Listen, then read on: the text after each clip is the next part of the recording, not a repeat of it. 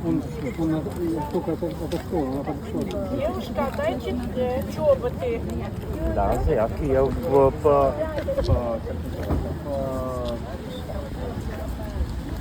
Посмотрел это. На первую миску.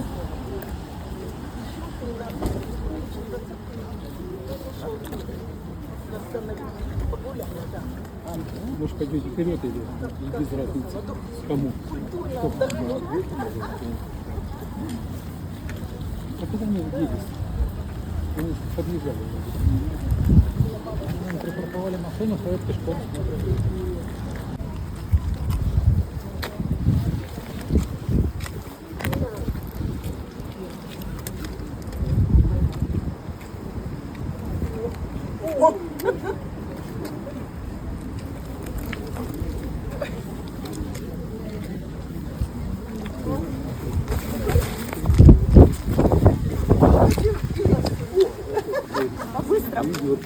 Должно повести. You can go first. Я самая последняя. Нет, смотри, больше.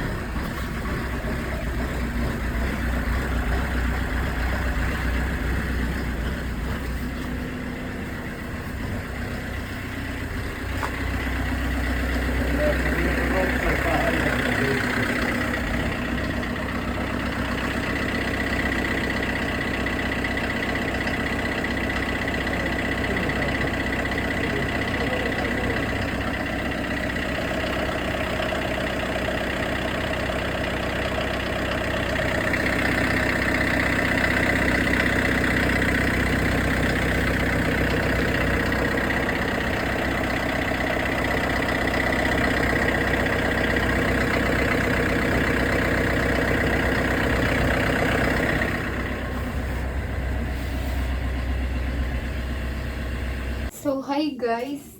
Kakauwi lang namin no, anong oras na. Kasi madami kaming pinuntahan ngayong araw. Tapos dumaan din, dalawa yung sasakyan na tinignan namin ngayong araw. Hindi ko lang na-videohan yung isa, pero yung isa, yung van, ang nagandahan talaga ako guys. Kasi ano siya, parang pang camping good.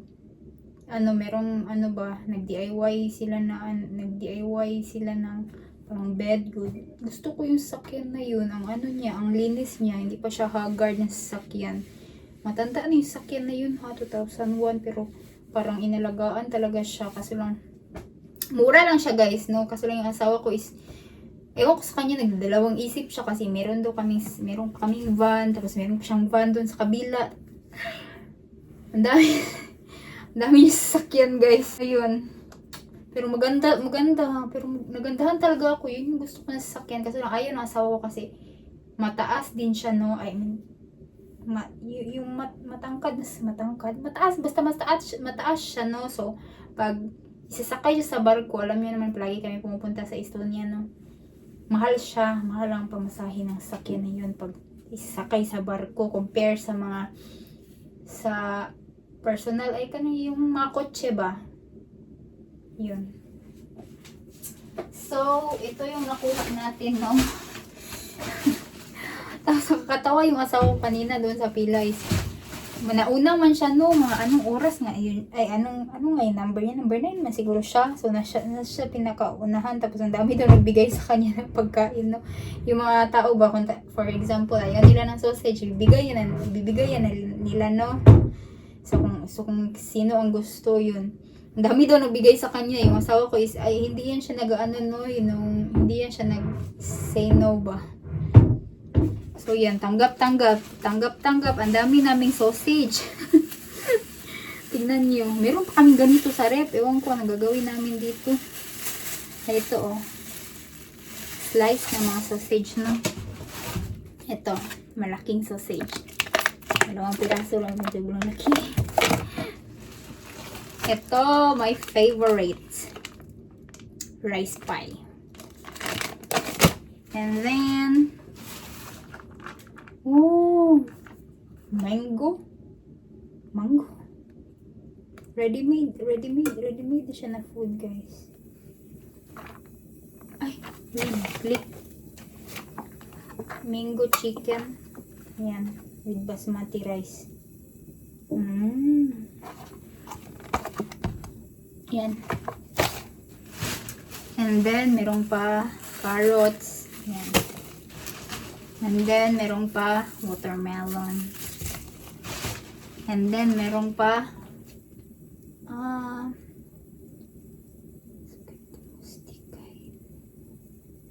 I don't know.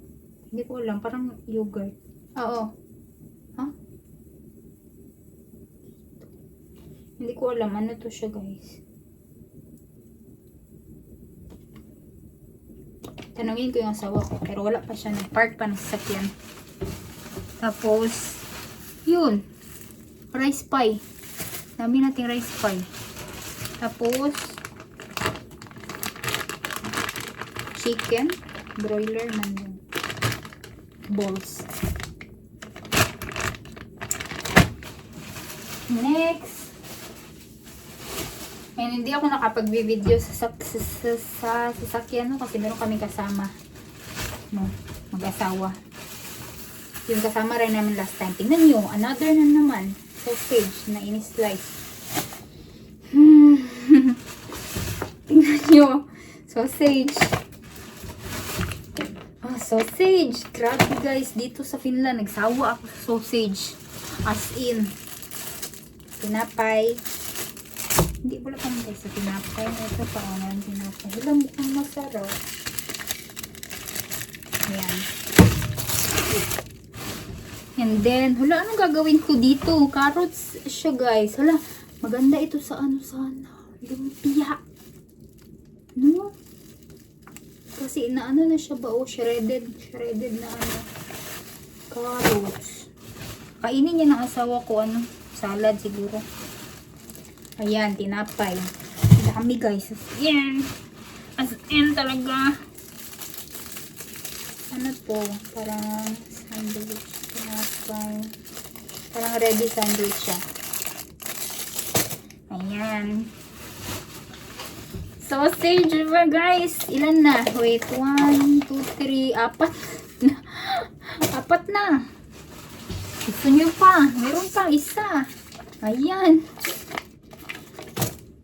Diba? Sinong hindi magsasawa guys? Hala, anong laman nito? Tingnan niyo. Oh. Tingnan natin na. Hindi ito Finnair. Pasta. With sun-dried tomato sauce.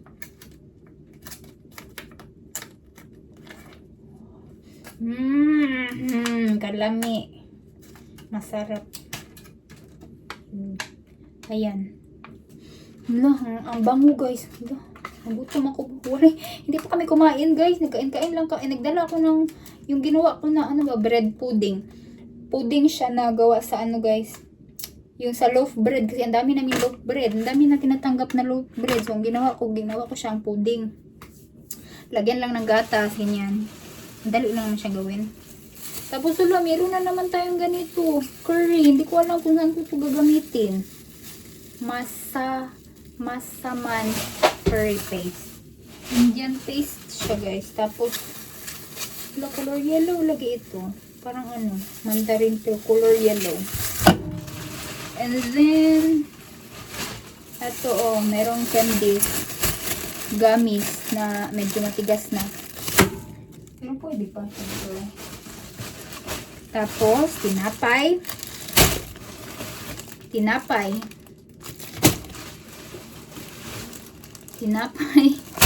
Hindi nyo na ako makita. Tinapay. Diba? Isahin natin yung tinapay dito. Ayan.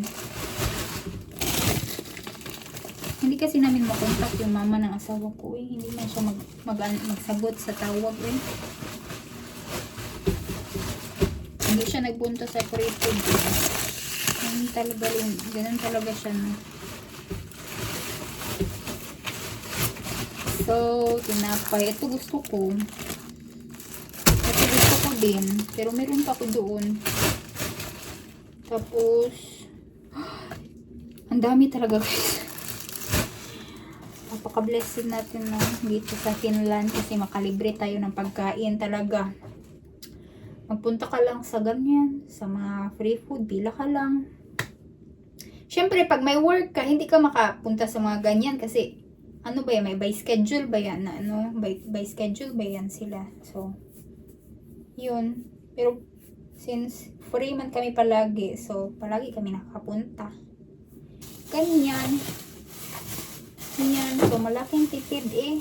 Hindi ka na magbili ng ano, mahal ba yung pagkain dito sa Finland.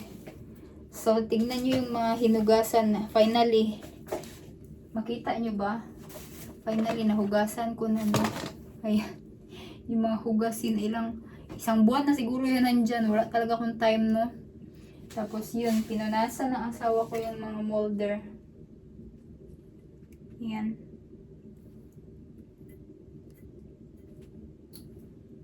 So nice.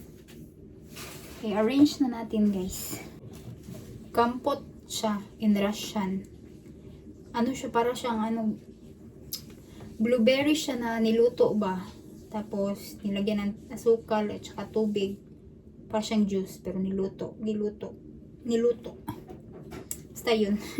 So, ayan na siya lahat guys. Ang dami. Puno. Punong-puno. Ayan. Gutom na ako. Gusto ko na kumain. Okay. Ang ref namin is punong-puno guys. As in. Wait guys. Oh my gulay. Ito yung ginawa ko. Pudding. And then, paano to? Bukas na lang ito na kailangan. Dami pagkain. Okay, which one? Kainin na lang ito ngayon. And then, ay, ginoo ko. Ang dami talaga guys. Nalilito ako saan talaga. Ilagay ko na ito na tinapay. Sa isang bag. Ayan. Para pamigay dito ng asawa ko, no? Sa mga kakilala guys. And then, meron akong ginawa dito kagahapon. Yung lamb na meat na nakuha natin, ginawa ko siyang parang kaldereta. Ay, kaldereta ba tawag? Basta. Yung may tomato sauce. Ang sarap ng karne guys, sobrang lambot. Diba? Nakaano pa tayo? Tupa ba yan sa Tagalog? Lamb. Tapos, tingnan natin kung meron tayong lugar dito. Actually, mahirap naman ito eh. Saan ko ilalagay mga ito? Yung ganito lang problema namin guys. Kung saan ilalagay ang pagkain mo. Hindi tayo magproblema na wala tayong pagkain. Ang problema kung saan ilalagay ang pagkain. Kasi maliit ng freezer namin. Hindi enough. Gusto ko ito kainin. Kaso lang, huwag mo na ito. Saan na ito? Lagay na natin sa freezer. Ayan. And then, meron pa ito. And then, meron bang space dito? Ay, agay. Wala pa sa atin. Pagkasyahin natin. Ito, masarap sana ito lagay sa anong volume ko. Kasi, hindi ka na matagbaw mag-slice. And then, guys, puno yung ref namin as in.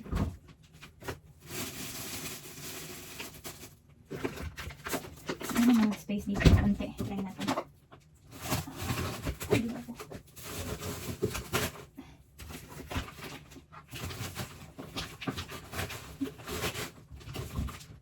Lutuin na.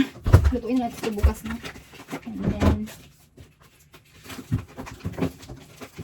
tapos, ito yung mga gulay. Okay. Tapos, yung mga tinapay.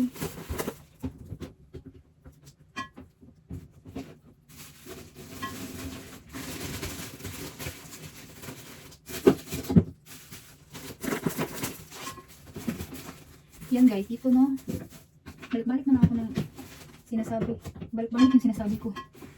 Walang problema sa hindi mo po problemahin na wala kang pagkain. Basta magpunta ka lang sa mga ito. And kahit saan na lugar guys, meron talaga sila no. Kahit saang lugar. Sa sentro, sa Helsinki, mas madami doon. Mas marami doon. And then, yun. Itong karunong, ewan ko guys, ang gagawin dito ng asawa ko. Yan. Tapos, initin ko na itong kaldereta natin na para makain na tayo. So, yun lang guys. Thank you for watching. Bye!